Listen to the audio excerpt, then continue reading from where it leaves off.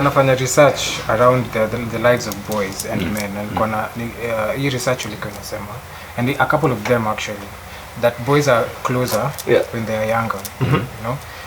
Like we'd play together a lot, you know, we'd look out for each other a lot, we'd protect each other a lot. And then those days we still didn't have that idea about I love you, to tell a guy that or a fellow boy that nini, but by our essence of brotherhood, that brotherhood thing, it was there. Mimi nilikuwa najua boys anani mind, you know, like he cares about me, like he would not hurt me, you know, and that protection, all of it communicated that it was in our culture, for example, you know. But things start changing when boys get to their adolescence. True. You get to adolescence, so many changes are happening within you, and nobody is giving you information about what's happening, right? Because in school, for those who are even lucky to go to school, nakumbuka class 6 science, ndio tulikuwa naanza kufunza hizo stuff, reproductive system nini, sijui your voice breaks, sijui what madem wanafanya hivi na hivi na hivi, and that was all. Sijui kuna stories za wet dreams, hata au communicative ina mean nini, like yo man, like that's all you see. But you at the same time you're starting to notice things around you. You're starting to see sex more, for example. Hata ukiona TV sasa venye tuko naona The Bold and the Beautiful, a kiss when you're 12 years old means a bit something different from when you are 5 years old. True. Right? So boys in this time now start competing, you know, to be cool, get the most babes, to get the girls, you know, to be even like be stronger than other boys and stuff like that. Why? Because now they're trying to emulate now the adult male around them with what they are seeing in the environment. What is the adult? So now you're looking for that identity as a guy. You want to be seen as an adult boy, for example. So what is the closest emulation of that? Ni kina Rambo walikuwa kwa TV hiyo time, na kina Jackie Chan hiyo time, like ni mengo. Atuelewani, uko na vitu zangu na utaki kunipea mengo. Nataka kitu yako na utaki kupeana in peace mengo, unajua? And that's how also we almost but is there anything wrong with that? If it hurts someone, it can't, because look at it when like why is it that wasona growing jeshi moja, unaona, or rika moja, or even Kikuyus have the rika thing, sindio? Hata Masai age group, unaona, age group. Why? It's because in a new world you need a new way of thinking. Like it doesn't matter what your father or your mom or whoever tells you, you'll never do it. You have never done it. True. It doesn't matter how good they are as a people. Kwanza, how many times see to grow up, wale watoto wa pastor na watoto wa wale walikuwa wanaambiwa I love you, wanabaywa bye kila kitu, hao ndio walikuwa wanageuka na kwa watu wabaya later. Why is it? That's the truth. Well, okay, so a couple of things here. I want to agree with what Rix is saying. Okay. Because if you don't have anybody who's going to help you frame your idea of what it means to be a man, and your masculinity, 100%, you're going to look for in different places. So what happens, like, and he gave a very good example. And one of the things that we're battling with the most is popular culture. Okay, so he gave a very good example of, for example, who talked to you about sex when you were growing up? My teachers. No, not the biological function of sex, but things like consent, things like bodily autonomy, things like you know, how to date, how to woo, how to court. But these are not changing over time. No, it's true. No, it is true. But who gave you who oriented you? Who oriented you? Who gave you that? Even just that basic information. So what did you do? You had to go look for it in different places. 100%. Now, the other sources of information that you got may not be either age appropriate, or they may not be geared to giving you the best knowledge that can allow you to express yourself and your masculinity in a healthy way. True. You know, so you listen to hip hop music where the guy that you're looking at as a role model, whether it's 50 Cent or whoever, is talking about how he's got 10 chicks and how he does this, and I'll slap my chick and I'll do this. And so to you, you're looking at this guy, so first of all, he's successful, he's got money, he's got his property, he's popular, he's got many chicks, he's slapping them, he's doing. So to you, you're like, okay. I agree with you, Mike. The only thing that's agree now is that huu ni mtoye mnyang, huu ni msako of 13, 18 hapo.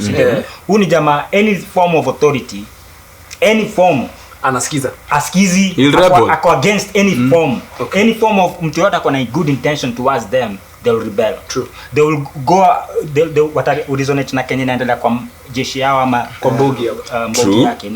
So huyu jamaa is like when we were growing up or starting music, unaona, and then sema mimi buda ile siku goda can bless na do nda invest again nda invest ndani jipanga Mr. kwa kama nani. And then your first million, what happens? Gari BMW kidenza hapo. But why is it? But why the BMW? Because why? Why is because mimi, it doesn't matter any advice I was given about how to invest as an artist. It was I have to lazima nitoe kwa system. You get? Lazima nitoe kwa system. Wacha nizoee. By the time sasa now I don't want a Benz and I don't want a car and I don't want whatever. I know why I don't want it. Not because I was told. Then because the problem is that we always in a kankai imposed. Every time good advice or good intention comes, it always seems like it's imposed, especially to a certain, like right now, if you tell me anything about business, utaisikiza because I've tried business and I've failed. Exactly. So I'll take your advice even more than ever before. But if you tell me that, hey, unajua biashara, you're not supposed to, hapana wewe si mjanja. But you read a Benz because you saw somebody who had a Benz and put an idea in your mind. It was validation that this is success.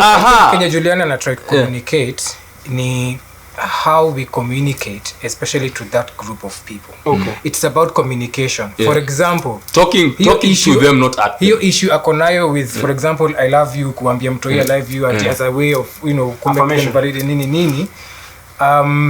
The way it was introduced to us, it was a foreign concept. Right. We were not used to it in that form. So inakanika iko imposed upon us because of how it is communicated. Juliani, I think what he's trying to communicate is we need to feel we have control over how we want to express love, or how we want to express emotions, or how we want to express advice, how we want to express advice. So when Italy nikikuja tu nikwambie don't have sex because ABCD, that group of people, especially like saying, is rebelling. But if somebody comes to you with, first of all, making you feel like they respect you as a young person, and they're trying to help you see the bigger picture in a way that makes you feel like they're not taking anything from you, they're not taking your importance, your significance, or your ability to have or whatever, but they're actually making you free by giving you this piece of information as a tool to empower you. You might think he has said something really interesting. And why that is important is because if you remember growing up and do you remember even sitting kwa sitom na watch movie na maparo wako hapo, then a sex scene comes on, what happens? Kila msee anaangalia kitu kingine, unatoka hapo unaenda jikoni sio unatafuta nini, like everybody unajitoa tu kwa na shame. You want us to not to be shameless? No, it's not about being shameless, but now you have lost an opportunity to talk about something which, if you have a child there who's between the age of 10 and 15 there, is going through those changes that you're talking about. This was the gap. Yes, and that's the gap, but that's also the opportunity where a parent can talk to a child about what did you just see. But he won't listen. No, not that he won't listen. It depends on how you communicate to them, because how are parents communicating to us? Don't have sex. If you have sex, even if you communicate. No, it's true, but hang on. Like where kitu ya kwanza uliambiwa is don't go and get a chick pregnant. Exactly. But if your dad had sat and talked to you and told you, okay, it's like this. Chicks are nice. Women are beautiful. Sex is great. But if you get a chick pregnant, these are the consequences that will follow. So I'm not telling you not to go and have sex, but I'm just telling you that if you do decide to do protection basi. No, so if the issue is pregnant, exactly. But you're empowering him to make a decision. An informed decision. Not just telling him don't do it and not explaining to him. I'm a 13-year-old who has excess of everything, and everything is being created in my body. Not as I understand. Who nani specifically ndo have your conversation, even if my dad of course ako open. Nani ndo have your conversation first with. Okay, peers work. It's probably your peers. Okay, my peers. But that's why your parents have to make sure, and as parents, you need to be aware that this is your child is now at this stage where this is about to so happen. they're having this conversation. So you need to intervene before they go to look for that information from a source that is not going to give them the correct information. Me, I remember, all of us are those guys in the group who kuna ule kimenye anajua more kushinda kila But alikuwa ni muongo by the way. Alikuwa ni muongo, but you see, you did know. But alikuwa Huko unajua kana ongea ukweli ama anaongea uongo. He just knew. So you're like, hey, Lotan amesema. Me I know men when tuko pamoja it's sports. That's why we love sports. Ni banta na kudanganyana. And we all know unanidanga. Nachocha tu. So we all know huyu jamaa hajaingiza umanzi box. But the thought of it kwanza is like okay, you see. Wewe bado unajuza. No, lazima ni structure. And it's structure. There's a guy who will say that like men work from inatoaje siko paraphrase. There's an English word for it. One imagination, from a place of imagination. So now work from the unknown to the known. So they always like, so okay, hii ni joke and I'll try to break it, yani to tone down kidogo. Ya comedian fan alisema unaweza go out na manzi anajicho moja. Nisemea ama hapana? Swali hapa ni kusema. Exactly. So maboya ataanza discussion na hiyo. Na iko ni story big sana out of mimi jicho moja tu. Unaona, so that's how men react. How can you have sex na manziana mapua? Like, and that's the conversation every man will have, and they will not do it. Yo guys. No, they will not do it. True. How many times have we had those there's a word for it, Mesa. How many times have we been fooling around and saying stupid things that we know will never happen? But the same fact that tuko kwa hiyo moon na tunadanganyana na tuko maboys, after hapo kila mtu in the same story amseva nyuza maana ndume mbele ya wanaume wake akienda homa na chapu wana wife, unaona. How many times have that those so we have to understand the man where it's the essence of a man first of all. Kabla hata we put or ingiza vitu. First of all, he's rebellious. First of all, he just doesn't want to know. And then he has to create his own reality later. When I grew up, to finalize, when I grew up nikiwa mpaka primary for example, the influence yangu ilikuwa I'm trying to figure out the world. True. Sindio? From primary to high school memaliza nilikuwa na influence tofauti. And then from now nikianza kwa rapa niko na influence tofauti. Now all of a sudden niko na gari ama uko na manzi uko na influence tofauti. And then I'm 30 years old and realize wow, kumbe all my thinking and everything that I ever imagined in this life was all implanted by other people. Haikuwa about you. Haikuwa yangu. It was never like definition yangu ya love, ya peace, ya wealth, happiness was all acquired. No. So it's acquired. So inamaanisha by the time niko 30 now I'm 36, I'm like wow. Now I can the good thing is that I appreciate that I've gone through the process. And now I can pick pieces that I want and create now my future. Now you've become self-aware. At this particular age.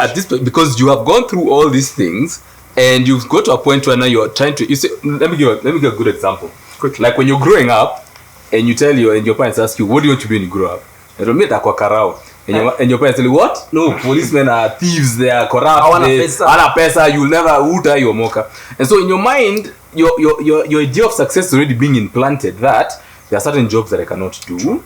And it's not about me being able to create a difference in this society, it's about me earning money. And so from socialization, as you grow up, you're being told, for you to be successful, you must marry a girl who looks like this, you must drive this kind of car, you must live in this kind of estate, your kids must go to this kind of school, you must have this kind of job. Then you get all that and you're not happy. And so you start interrogating, why aren't I happy? And I have all these things that society told me would make me happy. Now you're starting to become self-aware because you're starting now to interrogate and ask yourself, what does it mean for me to live a life of purpose? Now that's where I want to come in. If we are given these tools from a young age, don't you think we can make better decisions?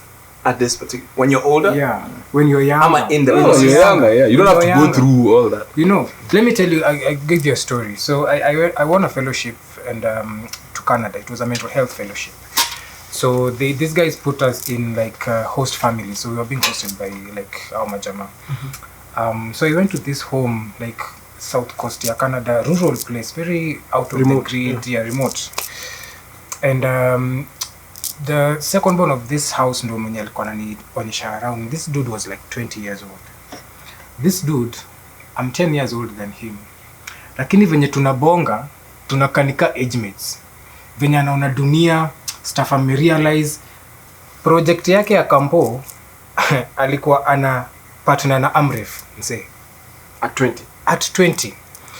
Kwa nini akona tools around him zenye zimemexpose hiyo design, maparo wake vitu wamepewa, you know, umsata alikuwa na ndai yake, hiyo ndio tunatembea nayo around, like ameonyeshwa responsibility kutoka life ya akiwa young. So right now pale yako anajua nikienda hivi, these are the possible things that might happen to me, you know. Na venye amekuwa initiated into that, alikuwa ananiambia venye walikuwa na grow up, maparo wao walikuwa wanawaacha wa make mistakes, you know, vitu dogo hapa na pale nini, alafu baadaye wanakuja wanaelezewa by sometimes kitu kaa hii inaweza kulondisha kwa hii noma, ama kitu kaa hii inaweza kufanyisha hivi, ama unaachwa tu heal tu na hiyo situation mpaka mwisho. Hakuna kugongo, hakuna kunini. You know, walikuwa wanaambiwa by the way, waenda na ndai pale unaenda. Try to fike mtani hizi mageza. So unaona hiyo una feel as a uko empowered. Uko na hiyo empowerment. So by the time msee anafika 2021, venye anaona dunia msee ni tofauti sana. Mimi sasa ndo niko 30, hiyo time nilikuwa 30, naanza kufikiria hizo vitu msee. Unaona? How old am I at that time? Haya, hizi in Africa venye familia zetu ziko, hiyo place niko na bro yangu mwingine mahali mwenye pia naangalia na jaribu kumsort. Kuna sizi wangu mwingine pia maybe ndo kwa dole na jaribu kumsort, alafu niko na life yangu. So hizo burdens zote is almost like you have very little time even with yourself. You see? I like what we've spoken about, because I had a couple of topics which I think I might throw out of the set right now, because I feel like we've highlighted a little bit of everything, but right about now, where we are as a society, as a country, and we are in this situation where kuna history yote happen ya COVID. Recently there was a story that came out that kuna msee alijirusha kutoka Adlife Plaza, one of the plazas in Nairobi, became an issue, and there's one that happened in Westi. Unajua kuna jamaa alisema mwanaume akijirusha ni mwanamke. Unaona vitu kama hizo, things like those, you know. And I wanted us to talk about, so this particular segment is going to be how men handle success, failure, and then obviously careers. Okay, as gentlemen, Rix put it out really nicely. When we were young, we were all the same. Tulikuwa tunaoga pamoja, dufu mpararoka na iva katambe, unajua. But the older we get, we're now, most men rather, base their success on how many mamas you can get. And then, hata ukisikia mseke in the club, unaanza kusikia msee anasema, ule demu unaweza mget. Ati, mimi naweza mget, mimi niko na ndai poa. Unajua, habanko na hata lugha yake. Yeye anajua akienda afanye hivi, unajua kuna hiyo perception, unajua, and everything. So I wanted to know how all of us have been in situations where we've been successful in different things. How did you handle your successes? And then the best part of it, how did you handle your failures? Your worst of the worst moments. Somebody's watching us, probably they lost their job. Somebody's watching us, probably their wife just ran away from the house. Their kid said, I don't want anything to do with you. How do you guys handle all this? I think success, your definition of success is a very deeply personal thing, you know. And again, there are different things that will shape your idea of what success is. It could be you came from a very rough background, extremely humble. Sketchy. So for you, looking and seeing how other people were living across the fence, you know, Kenya, we live in a very interesting place where you have billionaires on one side and extremely poor. The inequality is outrageous. Yeah. So you could have been looking across the wall and saying, now those guys, that's how I want to live. So to you, that's how you framed your idea of what success is. But I mean, it's something that you really need to reflect on personally and ask yourself, what are the things that, you know, mean the most to me and would give me, you know, make the most of the life that I'm living. For me, my idea of success is being able to use my skills and my talents to make a difference in the life of others. If I have a good relationship between myself and my God and the people around me, and you know, I have purpose. That to me is success. That to me is what success is. It's not monetary, it's nothing. That's what success is to me. So it's something that you need to reflect and think very deeply. Ask yourself, what is your idea of what success is? For me, I think failure is a very important thing. I look at failure as an opportunity to learn. This is not on paper. It's not on paper. CPR. No, CPR. CPR. Even if you have, and I always tell guys, look at, for example, the worst relationship you ever had. you know, ulikuwa na udema akakuiba nini, you know, like if things happen, therapy na therapy magata niongea hapa because no, I'm saying to express no, what did you express? Na mimi siogopi but then tasema. No, so the thing is, ask yourself, in the worst relationship you had, you learned something from it. You learned something about yourself. You know, ukalan blueprint fulani ukasema hiyo dem angeweza kwenda hivi nikiona hizi za dem akienda hivi ama if relationship going like this, these are you notice red flags, you know, you learned something from it. So there's always so failure gives you an opportunity to learn, and then now you've got the strength. But you see, Mike, when you're talking about learning, that's the long haul. Yeah, that's the long term value of it. Oh, by then iliacho last year baton, but kitu nimelan udema kwa mpoa. I'm talking about before land lazima ukahati msee. Lazima uifeel. Udema amekutumia drugs, but you see amekuhamisha hauna kitu kwa hao. No, it's true because we are not robots. We're human beings. So definitely that's going to happen. So you have to go through, you see, the learning process is continuous. It's not that I learn next Wednesday. You know, you'll be learning throughout this whole thing. Yeah. What you'll also be learning, how to deal with rejection. True. You know, you're like, okay, which fine. Many men can't. Which a lot of people can't deal with. So you're like, okay, fine. She's told me this. Where am I right now? What am I about to do? How do I deal with this? You know, now you're processing things about how to manage your own emotional distress and your problems and what you're going to do about it. Either I can say, let's call Juliani he throws for me some shots. Then let me call Rix. Rix anachanga mademo ingine fine sana maze. I'm going to go hook up with 20 mamas and sleep, you know, and you know, shag through this whole problem. You know, get out of my system. You know, so. That's not wrong. No. I mean, well, Juliani is gonna give us that. I'm not giving. No, I'm not saying. Like, no, you see, what you're trying to do is look for ways to process that hurt. Yeah. You know, so you can decide whether you're going to look for a destructive way to process it or a way that creates value. Very constructive. You know, unfortunately, the ways that create value take a bit longer because they are harder to do. True. And men, we're not people who are patient. We want to up. So udema anafaa kujua by the way, and that's why when women and men break up, it's two different things. A woman will break up with a guy and will not date for even a year. Why? She's processing that whole thing. Dude, bro. No, wait, no. Hang on. A guy, most guy. Okay, let me say most. Hujatoka kwa game. Ndio woman break up with you, break up na hii ago. So sasa umeachana hivi, ameshabu. No, the thing, no. But your point, the thing is, a lot of women and a lot of guys, and we discussed this on the show some time ago, that kila msana kwanga na deputy mahali na ajui. So when you break up, she already has plan B, C and D and things and whatever, right? Yeah. But she's probably not going to rush into a relationship or some kind of hookup the way a man will do. A man ni hapo. You're like, atude wamenyambia nini? Kwende. Wait. I say, mademu nilikuwa nasema you know. Then you'll not take time to process that whole thing. But 6 months after sleeping around is when you're like, mazao dem alikuwa kanpoa. The difference ni kenye umesema ni relationship. Na when a man it may happen, sio relationship anatafuta. Anataka tu kuitoa kwa system. So si relationship. Una get the difference between a woman and a man is atafuti immediate relationship ya unamwona anatafuta dawa. Anapunguza uchungu. Yeah. But you see, what you're doing is you're not really addressing the issue that has caused you hurt. What you're doing is you're just postponing it. Because it after time, 4 months after doing all that, umelewa, umenini, madem, everything, utakiti kwa au useme. Now yours is coming 4 months later. The first time we got born again, and then you're born again, and then you're told, the old me is gone, the new me has come. New me haianzangi hapo. Naomba msema. Shetani ukamdabo. Hapo. Sio the day hapa ndio anapiga. But the time you got the momentum of being a Christian and you learn about God and you even have a relationship with him next time.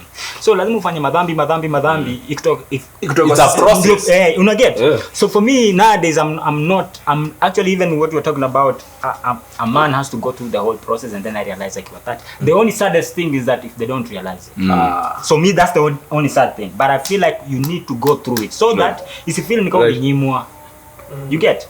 And the biggest problem that we had, because we grew up in a place where we didn't have money, we didn't have girls because we didn't have money. So if the khaki in a shortcut, I'll get the khaki. True. If dangling a khaki like this will get me laid, like to me, a mini hunters, kama hii ndo ano itafanya itawaka. So like it's okay to go through the whole process. The only difference, and I like what you said about, is processing. So the difference between before and now is that I'm good at processing life. So Juliani, right now, alright, okay, you've been in the public space for a while. Na kwanza wewe msekama maisha yako si yako. Maisha yako ni yaasi wote wako hapa. Sisi wote tuko hapo. Juliani anafanya nini Tuesday? Hey, Juliani anakulaga wapi? Ayo si mimi. No, I'm just saying, I'm just talking about people in the public space. In the public space and everything. How do you handle, because we've seen it with a lot of there was a while back, there was a gospel guy, I think that it's believed that he committed suicide, and we're not too sure about the happenings of that, but it was reported that that's what happened to him. And I'm looking at celebrities, and I'm looking at people that are in the public domain. How should they handle success, which is comes in thick and fast with the babes, with the rides, with the... You see success. No, I'm saying to most of these people, that's the yardstick for success. And then, bam, it poteas. Then all of a sudden, we've seen with footballers. Wao msawadi, mwana maswa ball. Si amecheza ball majua. Mzae alikuwa anakuja hapa tao, ana throw shots nini. Dogo gazeti sasa inakutafutaga mbona umefungiwa hao. Unajua, how do you handle this extreme? So the success wasn't the problem, the identity, because I attach my identity to everything. So for me, growing up in Dandora, I couldn't get, for example, Kiswahili yangu haikuwa inaiva get manzi. True. Nobody looked at you twice because umetoka mtaani. If anything, kwa certain space wasana shika wallet. Wakati wanakushuka unaoja matangana na wallet. Hiyo ni rejection msee.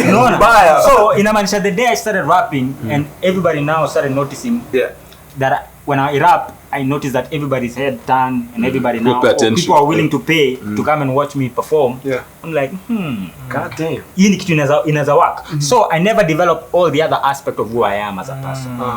You get? So I developed, so the only thing that I did night and day ni kukuwa the best rapper ever. Mistari. Na mimi nilikuwa the best. Juu nilikuwa ukirap ra. Wanadai msee, wanadai alafu anakudai. Una get? So it's like, so imagine I never developed, and I realized this later when I was older, I never developed all the other aspect, kindness, about who I was as a person. So in Amanisha now, all these celebrities that they're talking about, nowadays I'm more understanding. Because as a man, me immediately nilitoka high school, I started becoming popular in my own circle. F2, Nini, you get. So 10 years after 18, I left home kwa wazazi nikiwa 20 or 18. So rapping for clubs and doing all these shows beyond for 10 years, being Juliani was the only thing I had as an identity that I can use to negotiate, because I feel like power is never given, it's negotiated. So I can negotiate na Gina. So you giving me money, if I use my name, Juliani analipa wave. So I negotiate based on my name, but I never negotiated on my skills as a person or my even Manzi. I make sense who Manzi anitaki na mimi Juliani. No. Because that's the only thing I used to get things done. Say ati unimpatie flower. Kwani ye flower ni nini? Mimi Juliani. So but now later when I'm 30 years old plus and I'm like, wait a minute. It worked, yes. But for this level of whatever, doing things in business and whatever, it won't work. So inamaanisha you have to develop all the other aspects. So inamaanisha relationship yako na God inaanza kuchange. Now umeokoka for real. Unaget? Or relationship yako na watu nayo ina change. Now Mike ni more valuable to me and I'm valuable to him more. So the only thing that mimi nisaidia kusema kweli is that I realized because you can notice that I'm the same person since then now, somehow. Because I realized that being myself is the only thing that I got. The only disadvantage that I thought I had was the only advantage that I have. You get? Like being myself, not even being Juliani the artist. The only thing that I realized in my relationship with people is that the more I was myself, the more I was accepted in the space. And if people are drawn to you more. So I mean, if I'm in a space, I'm not trying to go at the funniest guy, because before used to be either come on door, you're the funniest or the ruggedest, loudest or the loudest to get attention. Because all of us as human beings, we yearn for that attention or affirmation. So we need to do anything. We need to be clowns if it takes to be noticed. But now, so in America, I was a rapper to be noticed. Now I don't need to have the best skills. I've proven that still doesn't mean. And maybe to finalize this story is that when after high school, ilikuwa ni kukua rapper na kusag identity na kuketia mamanzi. Let me just use mamanzi because it's a common denominator. Yeah, true. And then I felt like being seen on TV and being heard on radio was itanigetia mamanzi. True. Ama identity. And then nikasikizwa nikaenda spaces kila mtu anasikizwa hapo kwa radio, but huyu jamaa kuna Benz mimi sina. True. So now he's worked on getting a Benz. Unaget? Once I get Benz, all of a sudden nimeenda place, huyu jamaa anamogonda. Yani always tu yana catch up. You know, it doesn't make sense. Always I'm catching up. And then don't realize, you can't catch up. Be yourself. So me your remedy ikasolve kila kitu. Yeah, nice. Because I'm thinking hiyo ndo place maboy wengi wako in terms of uko very aspirational, you're always trying to get to the next level, but unafind hii ceiling inaendanga ikishift. Umefika mahali nimesema manzie mimi nikivaa nakumbuka nikiwa mtoi nikiwa campus nikivaa Supra. Buda watamwagika huko kote. There's a term for that. First of all, you're in the pursuit of happiness. But then there's also, it's called destination happiness. That nikifika hapo, this is what now datosheka.